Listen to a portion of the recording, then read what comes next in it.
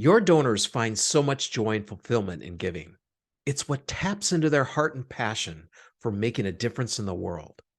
And most likely, your donors have more than one interest, which means they may be giving to several causes that are important to them. And they're likely getting outreach from all of those organizations. If you want to break through the noise and get your donors to actually engage with you, there are several things to keep in mind. Today, we're sharing a re release of one of my all time favorite episodes from the Nothing But Major Gifts podcast. I love this one because when Richard and I recorded it, it had been about a year since the pandemic started, and people were so desperate for some kind of personal connection. And that's really what should always be driving your donor communications: authentic outreach, with a goal to build those meaningful connections. I hope this is a useful guide for you as we move into the summer fundraising season. Welcome to the Nothing But Major Gifts podcast from Veritas Group, featuring Richard Perry and Jeff Schreifels. Twice a month, we bring you the latest and best thinking about major gift fundraising, so you can develop authentic relationships with your major donors. Here are your hosts, Richard and Jeff. Welcome again to the podcast today. I'm Jeff Schreifels, and of course, I have Richard Perry with me. And Richard, I should point out, we've been doing our podcast for over a year now with you in Asheville, North Carolina, and me in Philadelphia. Mm-hmm. And I think we've been able to kind of pull this off. We have. But I mean, I really do miss being together. I know. And now that, but hey, we've now got our vaccination shots. I think we should do it soon. I know. Isn't it great to get those shots? My goodness. I hope everybody that's listening has been able to get one, or at least is on some kind of a list, or no. But yeah, I know. Even though it feels like we're in the same room, it's a lot more fun when we're literally in the same room. And I mean, now it gives us an excuse to get out of our house, for goodness sake. Exactly. Okay, this is going to be fun today because we're going to talk about the 7 ways to stand out with your donors. Yeah, not only will this be a really fun discussion, I also think it's going to be important, Jeff. And here's why. You know, when you think about when we first start working with thousands of major gift officers, you and I and our team, you know, we've worked with over the years. Yeah. When we first start out with them, most of them are failing their organizations and donors. And by failing, we mean things just aren't working properly. The revenue's not coming in, the ratios aren't right, and all that kind of thing. Now, I'm not putting the blame on them, so please hear me. It's just that they're not serving their donors properly.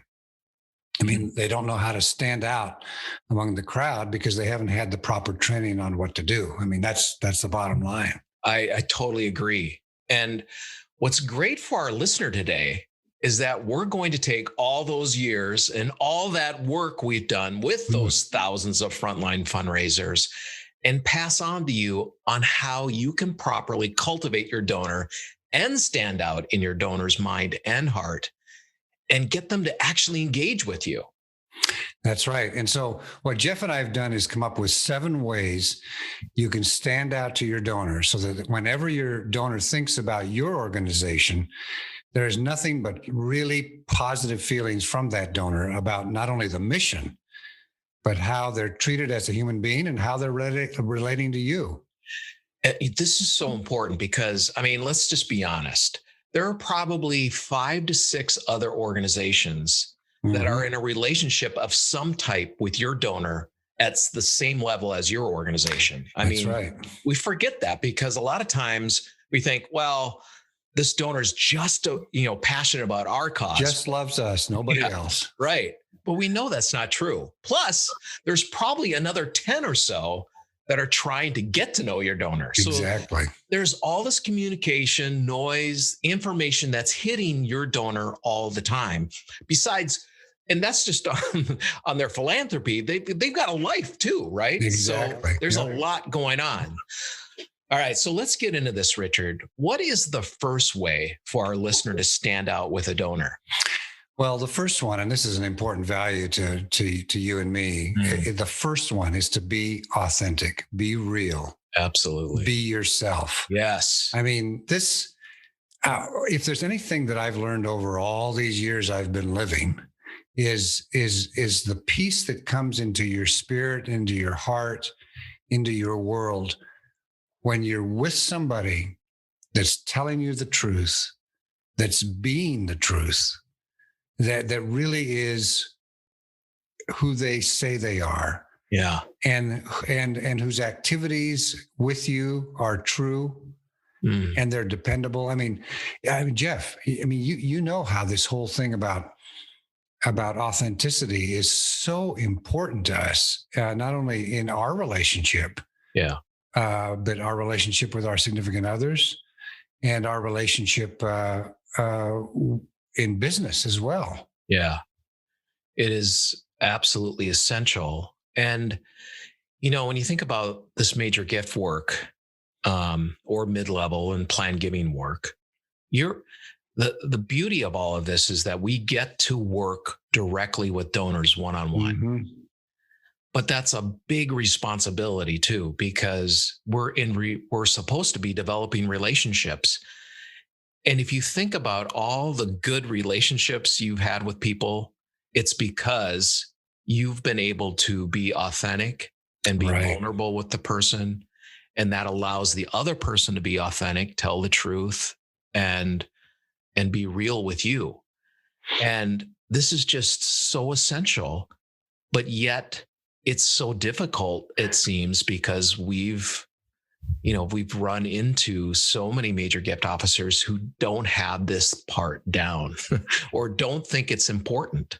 Yeah, when you think about the whole thing about authenticity, I mean, I was thinking about this the other day, Jeff, is like when I have a tendency not to be authentic, why am I doing that? And the reason is because I am adopting behavior that I think is going to keep me safe with the other person. In other words, I'll get in trouble if I'm authentic. Yeah. So I cover up and I do some other behavior. Yeah. And you do that with a donor, and that's just like death. Well, it's death in any kind of relationship.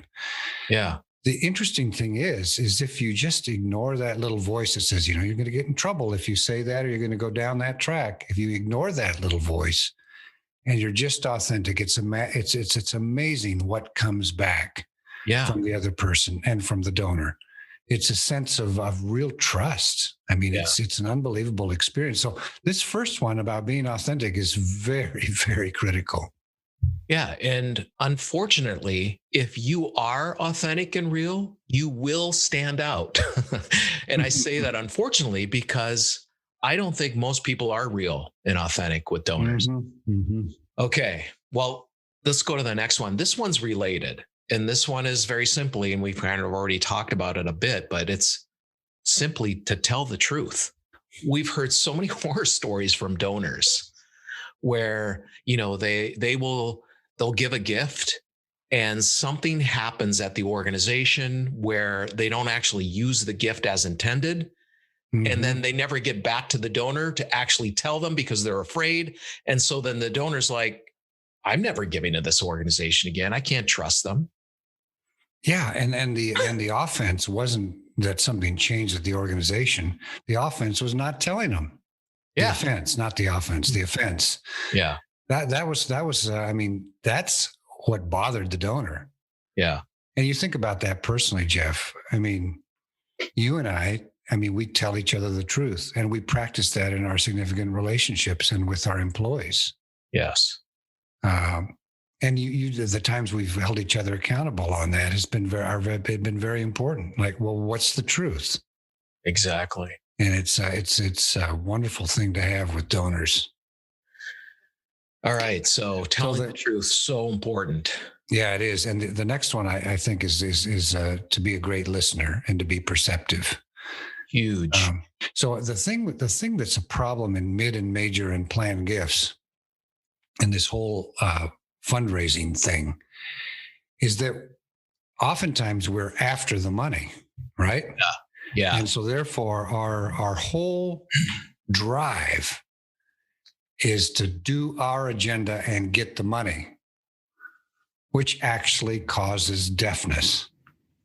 I mean, it actually Yes. causes you to be deaf because you can't hear, you can't be in a position to listen That's a to really what the good point. donor's saying because you got to Yeah. get your hands on that money. Right, right. Good point. So that's a big one. Gosh, if we could listen better, just think of how we would be better major gift fundraisers. I mean, we would be able to hear the donor's passion interests, be able to understand why, and create, be that bridge that we're supposed to be between the need and the donor's desires. I mean, we would be so much better at it if we could just listen and not come with our agenda or our thoughts and just be present with the donor. I know the donor actually wants a true partner, somebody that will actually listen to them and walk with them on doing good on the planet. And that's why they've chosen you as an organization, because they believe that they can get what they want to get done through you. And being a good partner is listening well. Yeah. Well, kind of related to that is the next one is ask good questions, and I like Oprah would. Now, did you see that interview that she did? Oh, with Harry and Meghan? Yeah. Yeah, that was something. I mean, I wasn't going to watch it because I'm not really into that whole thing, but my daughter, Katie, she's not a sports person at all, but she texts me. She goes, "Dad, are you going to watch this?" And I'm like, I don't know. She's like, "No, Dad, this is my Super Bowl." I'm like, okay, Oh, cool. I guess I better watch it. And I'm so glad I did. Yeah. Because she was amazing to watch how she asked those questions, listened, and then responded directly to how Meghan or Harry responded. You know, like you could tell she was right in there with them. She was vulnerable. She was curious, empathetic, and compassionate all at the same time. Yeah, I mean, regardless of what you think of the topic, that whole business of Harry and Meghan and the royals and all that. So regardless of what you think about that, the form and style of asking good questions in that interview was really something. I mean, it's really something to behold. Yeah, and it made me think. While she's doing this, I'm like, gosh, this is just a great lesson for frontline fundraisers on how they should be able to talk with their donors. And their donors, if they could hear the questions from the major gift officer like Oprah was doing, they themselves would give so much more over to the major gift officer. They would know, the major gift officer would get so much honesty, stories, understanding what the passion and interests of the donor are, why they have them.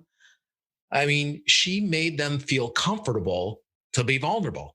I know, it was good. Okay, here's the fifth way to stand out to your donors: to build your strategic plan for the donor with specific touch points that shows the donor that you know her. Yes. Now, you remember when we had Frank Munford on? Yeah. Who noticed, and I just love that story because he noticed his donor loved dolphins because he saw them all in the guy's office. Yeah.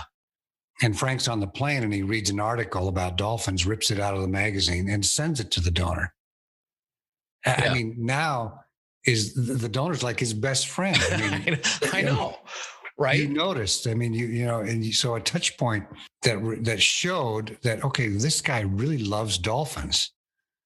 Yeah. I mean, so as you're listening to Jeff and me today, what do you know about the donor along those lines where if you sent them some material or some content, they would say to you, "Oh, that person knows me." That's what's important. And it's powerful. I mean, you might think, "Oh, this dolphin thing is kind of silly," but it's not. This is something the donor cared about. Frank, he's, a month later is flying on a plane, sees this article and thinks, because he's smart, hey, that donor would love this, sends it. I mean, it's a simple act that he did, but it was huge for the donor. Yep. And now, I mean, anytime he calls, he gets an appointment Yes. in front of him. Yep. It's a done deal. That one little thing. Yeah. So touch points that show the donor that you know the donor are very important if they're built into your plan, but you've got to know them first, which requires listening, asking questions, all the stuff we've already talked about. Yeah. Very important. Now, this one is an absolute. This one I'm going to say, but it is report on the impact of a gift and make it as personal as possible. Exactly. I mean, this whole thing about reporting on impact. I mean, Jeff, we've said it a million times. Yeah. The major reason a donor goes away is they didn't know their gift made a difference. Yeah. This is just critical. It is essential. And it's the number one reason why donors go away. We didn't tell them how their gift made a difference. This reminds me of our story of our friend Bob, who's a CEO of a medium-sized nonprofit, not huge. And he was having breakfast one day with a donor at a diner when we used to be able to do that. And so he, as he's having breakfast, and he notices another of his donors at the same diner. So when he's finished with having breakfast, he pays and he goes over to the donor and says, "Hey, how's it going? Haven't seen you in a while. It's great to see you." And he kind of notices, this donor is a little different towards, like he's just not his normal self with him. Right. And so Bob, says, "Hey, is everything okay?" And the donor, he's like, "Well, I didn't want to say anything, but, a few months ago, I gave you a pretty significant gift and I never heard back what happened. He said, I got a thank you letter in the mail, but I never heard back what happened with that gift." And Bob was like, "Oh my gosh, I didn't even know about this." So he goes back to the office, finds out, they receipted it. They got it around holiday time. So there was all kinds of stuff going on. And someone said, "Yeah, we were supposed to do this and get back, but basically they just dropped the ball." And Bob was like, "We've got to figure out, we got to send him an impact report, talk about what's going on." But he calls back the donor. He said, "I'm just really sorry. I found out, we dropped the ball. And I feel really, really bad about it." And the donor says this to Bob. He said, "Bob, I don't want you to feel too bad." Because when I sent you that $25,000 check, which was huge for them, $25,000, I also sent 7 other organizations $25,000 in the same time. That's a sum of money, isn't it? 200,000, right? In total, but 8 total organizations.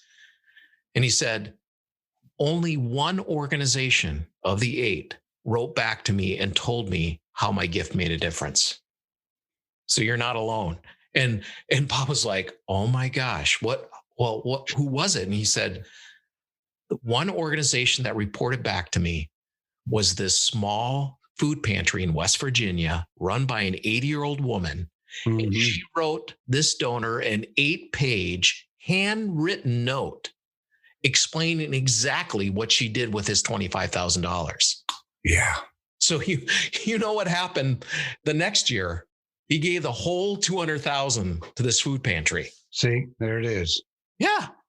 I mean, every time I hear that story, I am just so floored by the fact that this simple equation about reporting on an impact and making it personal is so critical. Yeah. Okay. So here's the final one. A way to stand out is to thank your donor properly.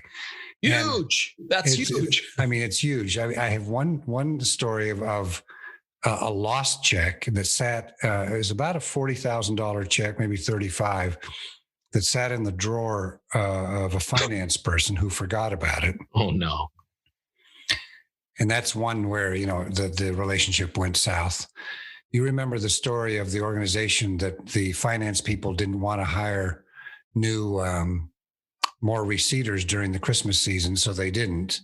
Oh, yeah. And so they had this whole stack of envelopes. I mean, probably 800 to 1,000 envelopes that had gifts in them, that they took the money out and banked it, but they didn't actually process the donor thank you for 2 months. Oh, 2 months. And the attrition on those donors was just unbelievable.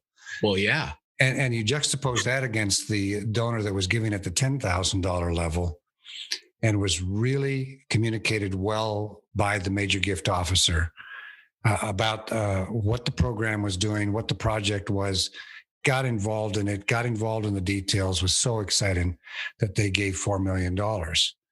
Wow. This whole thing about thanking the donor is not only respectful and honoring to the donor, but it's a very critical piece in maintaining donor giving and upgrading the donor. And you can see why. So that's the final way to actually stand out to your donors, to thank them properly. Wow. Okay. Well, this was good stuff. Yeah. And Richard, I think we can guarantee that if you do these 7 things with a donor, you will definitely stand out. You will definitely stand out because people aren't doing them well. No, they're not. I mean, and these are not, these are simple things. They're very simple. They take effort, but it's not like, oh, you have to have some grand strategy or anything. This is just 7 strong ways to stand out and cultivate and serve your donor well. And if you do this, you'll develop strong relationships with it. I mean, we've seen it happen over and over again. All right. Well, hey, we've got a free resource for you today. Go to veritasgroup.com and find our resources tab. And under white papers, you'll see transporting your donor to the scene. Mm-hmm. This is a great white paper that will help you connect with your donor and make an indelible impression. Another great way to stand out. So go to veritasgroup.com and find transporting your donor to the scene.